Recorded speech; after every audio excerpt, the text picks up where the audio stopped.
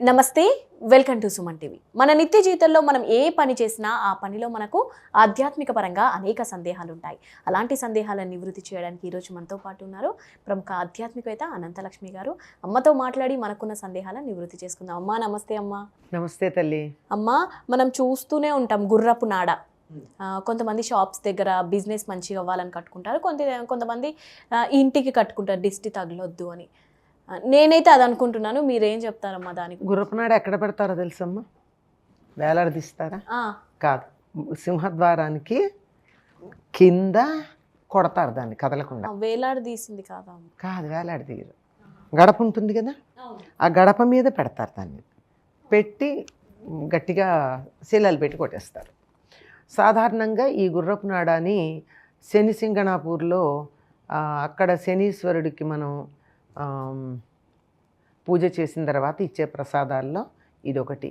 ఎందుకంటే ఇంట్లోకి శని మొదలైనటువంటివి రాకుండా, మనకి ఏ నెగిటివ్ ఎనర్జీ ఉందో అది ఇంట్లోకి ప్రవేశించకుండా ఉంటుంది అనేటటువంటి ఒక విశ్వాసం ఉంది ఈ గుర్రపు నాడ ఆకృతిలో. అంటే మనకి ఇంగ్లీష్లో యూ ఇట్లా ఉంటుంది కదా, ఇలా తిరగేసినట్టు ఉంటుంది. ఇది అట్లా ఉండేటటువంటి దాన్ని అట్లా పెట్టి కొట్టడంలో ఉన్నటువంటి ఉద్దేశం అది. అక్కడ ఇచ్చింది తెచ్చి కొట్టుకుంటారు. మరి అందంగా గుమ్మాలు ఉండాలనుకుని దానికి పసుపు పూసుకుని అన్నీ పెట్టుకున్న దాని మీద పెడితే అది ఏమంత అందంగా ఉంటుందో, దానివల్ల ఏం ఉపయోగం ఉంటుందో వాళ్ళ విశ్వాసాన్ని బట్టి ఉంటుంది. ఏదైనా సరే ఒక విశ్వాసం.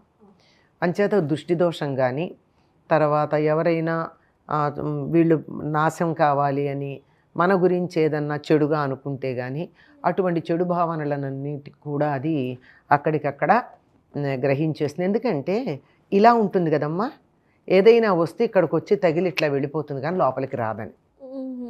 మామూలుగా అయితే ఇట్లా ఉందనుకో, ఇప్పుడు ఇట్లా ఉందనుకో, ఇటు నుంచి ఇట్లా లోపలికి వచ్చేస్తాయి, డైవర్సిఫై అయ్యి. ఇట్లా ఉంది కనుక వచ్చి ఇక్కడే తగిలి వెనక్కి వెళ్ళిపోతుంది, బయటికి రాదు అనేటటువంటి విశ్వాసం కాబోలు గుర్రపు నాడ ఆకారంలో ఉన్నది. మళ్ళీ ఇది ఇంకా వేరే లోహాలతో ఉండదు, ఇనుముతోనే ఉంటుంది. ఆ ఇనుము శనికి సంబంధించినటువంటి లోహం కదా, ఆ లోహంతో చేసి అక్కడ పెట్టడం ఉంటుంది. ఇదమ్మా దానికి కారణం. అయితే ఎక్కడెక్కడ పెట్టుకోవచ్చు అంటారమ్మా దీన్ని? సింహద్వారానికే పెడతారమ్మా దాన్ని. సింహద్వారం అంటే మెయిన్ ఎంట్రన్స్ ఉంది కదా, దాని దగ్గరే పెడతారు.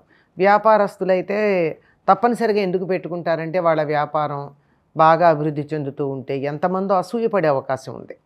వీళ్ళు ఎందుకు బాగుపడుతున్నారు, మనకెందుకు లేదు ఇది అని అనుకుంటూ ఉంటారు కదా. ఆ విధంగా వాళ్ళు అనుకుంటూ ఉంటే వాళ్ళ ప్రతికూల భావనలు ఏవైతే ఉన్నాయో అవి వీళ్ళకు వచ్చి తగిలి వీళ్ళకి ఎటువంటి ఇబ్బంది కలగకుండా ఉండడానికి వాటిని పెట్టుకుంటారు. దిష్టి తగలకుండాను ప్రతికూల భావనలు కొన్ని. అంటే దిష్టి తగలడం అంటే వాళ్ళు ప్రత్యేకంగా చెడు ఆలోచన ఉండదమ్మా. అబ్బాయి ఎంత బాగుందో శివాని అని 100 సార్లు నేను చూసా.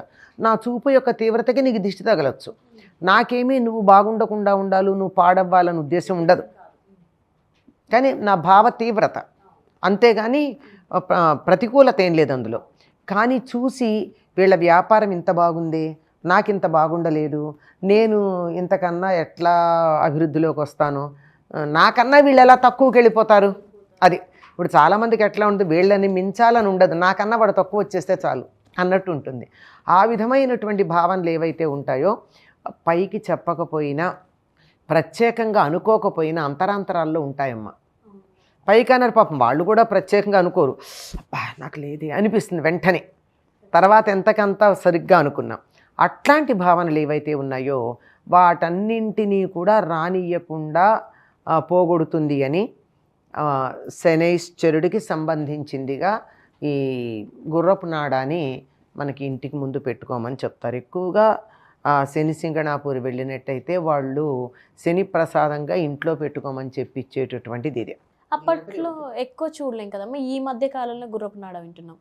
ఎందుకు అంటే ఇంతకాలం మనం షిరిడీ వెళ్ళడం, శని సింగణాపూర్ వెళ్ళడం ఉండేది కాదుగా పూర్వకాలం. ఇప్పుడు షిరిడీ పెడుతున్నారు, పక్కనే ఉన్న శని సింగణాపూర్కి వెడుతున్నారు.